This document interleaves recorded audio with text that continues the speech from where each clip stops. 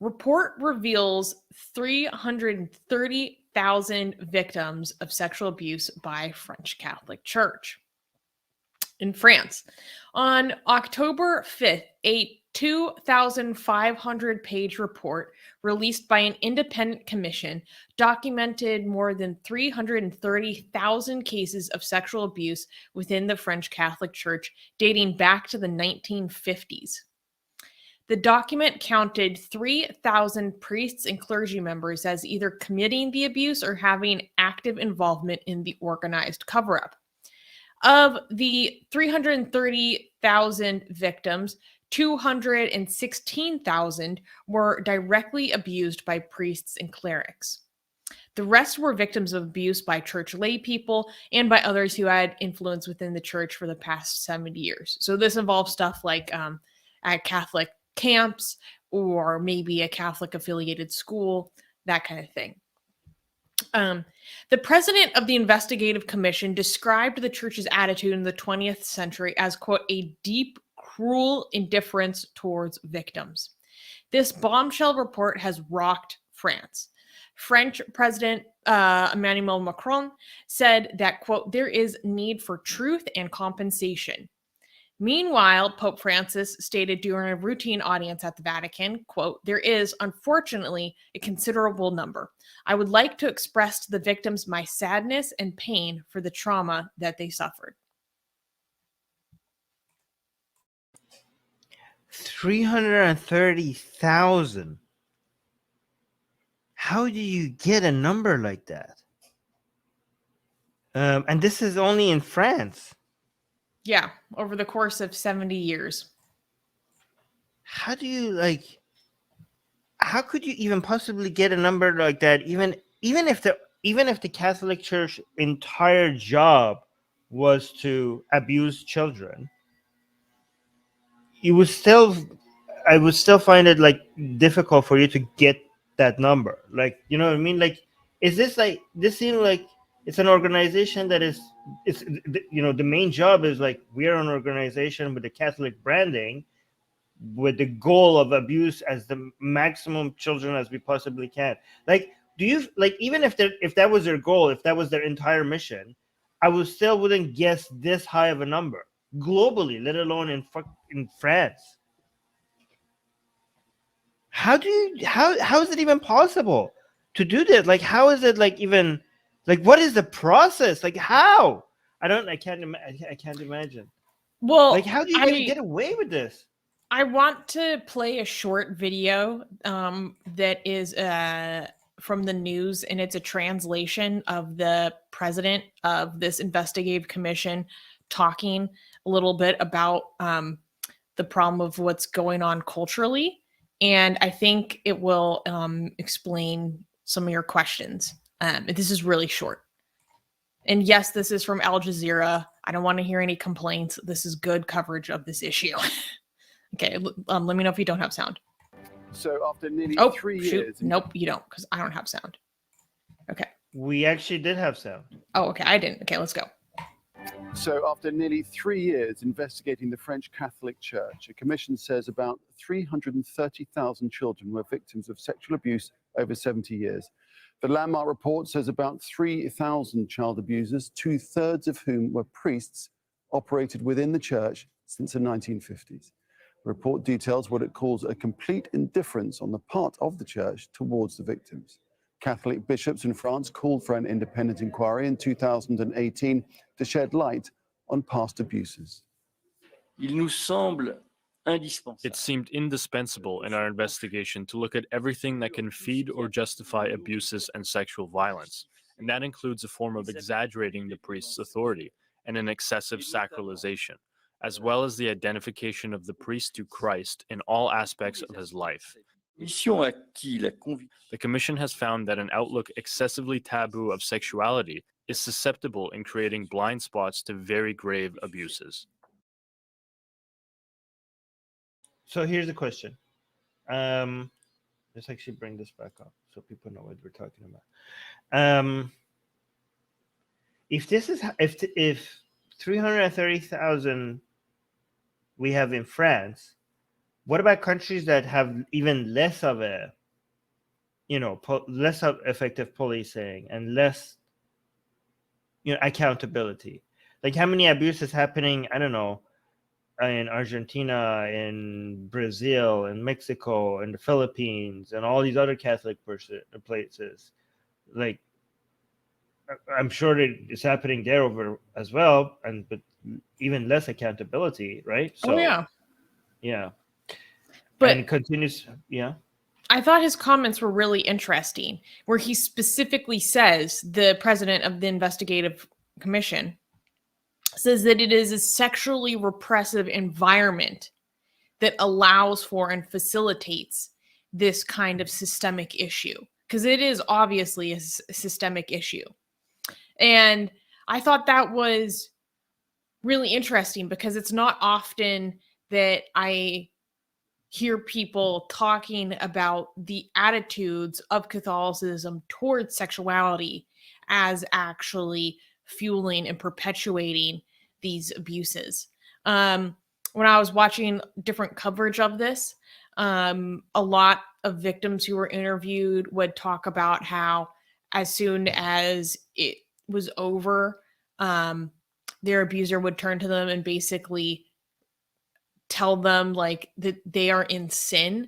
So like, because the act that was done to them is considered sinful, that is then used to then turn around on the victim and make them feel like they're sinful and bad for something that was just done to them, because it's obviously outside of Catholic moral teaching, and how that helps perpetuate the abuse and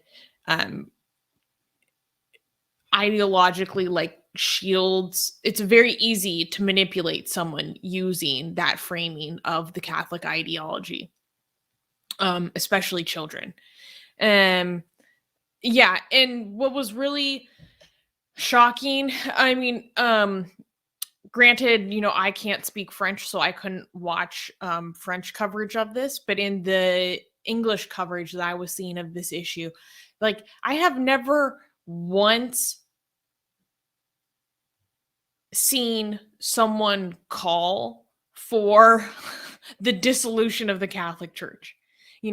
Even in light of a report like this is never something I've seen any analyst, call for, or anyone even propose. Like, at what point do you have to see an organization have a systemic issue like this across the world for you to say you don't actually get to operate in our country any longer? Like, what other religious group would be able to do this? And we're going to talk about another story later this week, or this episode, I mean, about how the Catholic Church is uniquely able to get away with this because it is the sole religious institution that can seamlessly meld between the laws in any given country for being a religion, but at the same time, they have laws that they have to be respected under, because they are also a sovereign state. They have legal status as a state, and so they can get away with things and are protected in a way that I don't think any other religious They shouldn't. is. This whole thing should be shut down. This is disgusting. The fact that we allowed it, but so far, like, the whole thing should be shut down. Every single Catholic institution needs to be raided in, shut down. Their funds needs to be seized. All the funds of the Catholic Church needs to be seized and given to all the victims of the Catholic Church. Every single one of them. There needs to be like police. There needs to be an army just raiding all their offices. All of them in handcuffs. Every single person that could even be loosely related, brought in for investigation and questioning.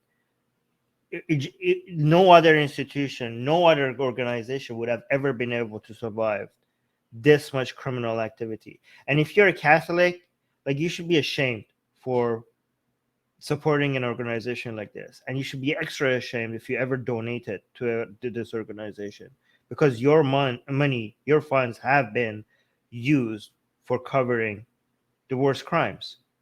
You should be really ashamed, even if you're monetarily or even just by word support this organization at all. In fact, even if you're indifferent, even if you're somebody that doesn't think that this whole thing should be shut down, you should be ashamed. This Vatican as a country needs to be invaded. Its autonomy needs to be taken away. Its status as a country needs to be taken away. What is that doing other than providing protection for the worst criminals? I do want to mention, because I don't want people to think like we're hiding this. I do want to mention this, but also then completely tackle this point. This investigation that showed all of this, just because I want to make sure that we're not biased and we're not hiding any information. This investigation started by the Catholic Church in France, right? This was as the so a lot of people are like, oh, these people never hold themselves responsible, blah blah blah, and I'm going to say actually that it's true, so it's not blah blah blah. But some people are like, well, actually, guys, they did this. It was the Catholic Church in France that asked for this investigation. So see, they do hold themselves accountable. First of all, that is a PR move. They're doing this because the walls are closing in on them. And because it's in response to so much pressure. They're like, oh, look, we're doing this ourselves. It's because it's coming out. Like, if they don't do this themselves, like, these numbers will come out by other people. So they're just trying to get ahead of it, right? Second of all, if you lead an investigation that shows that why your entire organization needs to be shut down and a lot of you needs to be arrested, and all your funds needs to be seized, and all your legal protection needs to be taken away, like unjustified legal protection. You still need to be able to defend yourself, right? Just because you let that is as if you like somebody commits a crime and you're like, hey, I'm going to lead an investigation to show that I committed a crime, and because of that, I should be excused. No, you go to jail, you get shut down. So, I mean, I don't know. I don't think I'm not like optimistic. I'm not naive. It's not going to get shut down. I'm only talking about what should happen. What should happen is, it should have been shut down yesterday. But go on. Well, another thing that's obviously central to this issue is that, so anyone who knows anything about, I want to read that comment in a second. Anyone who knows anything about Catholicism knows that there's a process of confession where you can go to a priest and you are supposed to be able to confess all of your sins that you've committed since the last time you confessed to him. And then he can advise you and forgive you through his relationship to Jesus Christ, basically, because it's only God and Jesus Christ that can forgive, but I'm not going to explain like exactly how the priest is conceptualized in relation to Christ right now. Anyways, and so a huge problem is when you're in confession, anything that is said during confession is supposed to be completely confidential. And obviously, when this comes to the issue of protecting people in a secular environment or just any environment, their religious practice is in direct conflict with that. So if it is your religious practice to conceal knowledge and not report knowledge of someone who is hurting children, because that's part of your practice overall, like, that's not justification for you holding secret this information, which affects the public far beyond your own faith community. And it also affects your faith community, obviously. And so there have been moves to try to mandate that priests do not have, there's a word for it, I can't remember it right now, but like this confessional sanctity when it comes to things that are crimes. And then it turns into this whole religious freedom debate, which is just a mess. But what happened shortly afterward, this big report came out. The French Interior Minister said, after reprimanding France's top, France's top bishop, after this report came out, he basically said that the secrecy of the Catholic confessional, quote, was above the laws of the Republic, meaning above the laws of the French Republic. So he is saying that our Catholic law is above the law of the state, the nation, the country that we operate in. Now, if you know anything about French history and their view of secularism, you're going to know that saying our laws are above the laws of the Republic are not going to fly. That's not going to fly, especially considering that France is in the process of trying to strengthen these laws and put in social mechanisms that will prevent Islamic separatism in their society, where they feel that there's a growing problem of people treating Islam as above the laws of the Republic. So obviously they're not going to feel much differently about it when it comes to Catholicism, and France's top bishop saying, hey, our right to not go to police when we are aware of a crime is above the law of the country. They're like, hell no. So after the top bishop, initially expressed to shame and horror at this big report, and then a few days later, sparked all this outrage by flatly rejecting the commission's recommendation to require priests to inform the police of, these cases of harm that are done to children because it would violate the sacrament of confession. The interior minister is now saying that Catholic priests have to report these things. And it doesn't matter if they hear about it in the secrecy of the confessional booth. In fact, the interior minister went so far as to summon the head of the Bishops' Conference of France to a long meeting, a personal meeting with him that Tuesday, when to basically just air him out over this issue of this professional secrecy doesn't apply to the cases of such serious harm being done to children. Then Gerard Darmanin, who's the interior minister, was like widely praised by the lower house of parliament. And at the National Assembly, he said, quote, I told him what I say to all religions. There is no law that is superior to the laws of the National Assembly and the Senate, meaning the French Parliament, and the French Republic respects all religions from the moment they respect the Republic and the laws of the Republic. That's great. I like it, except the part that says I respect religions. I think people should learn how to change that language by saying respect the rights of religious people and religious institutions. Okay, do not say you respect religions. Say you respect. Again, this is the phrasing. Repeat it. Okay, in your mind, repeat it after me. We respect the rights of religious people and religious institutions, as long as they do not violate other people's rights. Don't go as far as saying you respect the actual religion. There's nothing there to respect. Okay. Do you want to read the highlighted comment? Oh yeah, Bethany is saying, I was raised Catholic, however, I no longer support or follow that belief system. Hashtag thanks to Atheist Republic. It's amazing. I thought that was very nice. That was fantastic. Thank you so much for letting us know. That makes us very happy.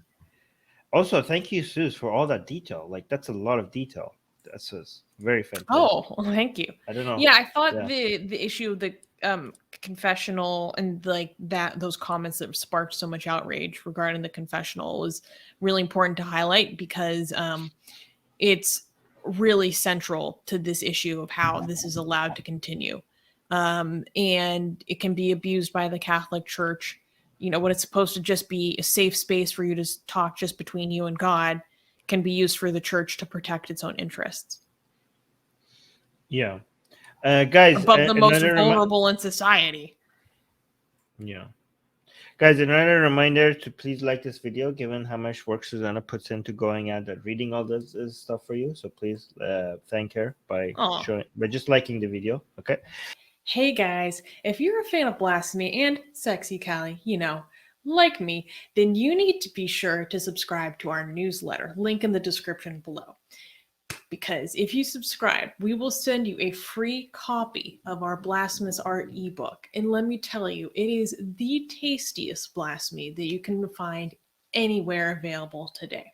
And we are so generous with our blasphemy that we continue to send you more blasphemy every week. So make sure to subscribe. Link in the description below.